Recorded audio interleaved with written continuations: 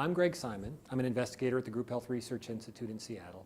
Here at the American Psychiatric Association meeting, I'm talking about this idea of a learning mental health care system. We've been doing some work on that throughout the Mental Health Research Network, which is a network of large healthcare systems and mental health researchers across the United States. We've been working specifically on using healthcare system data to help us understand risk of suicidal behavior. And we've been finding some interesting things.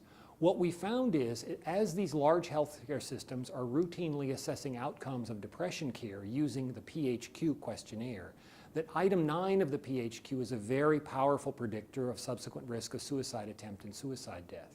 And we've been able to dig into particular subgroups of patients to understand how that helps us to predict risk of suicidal behavior by age, across different racial and ethnic groups, across different care settings.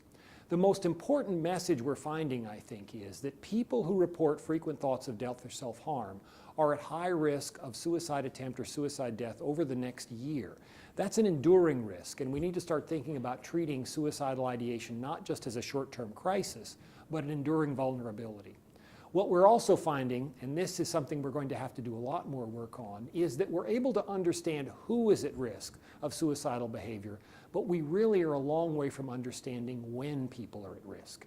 In that way, suicide may not be that much different from cardiovascular disease. We need to think about long-term risk because we can't really predict exactly when cardiovascular events or suicide attempts are going to happen to any individual.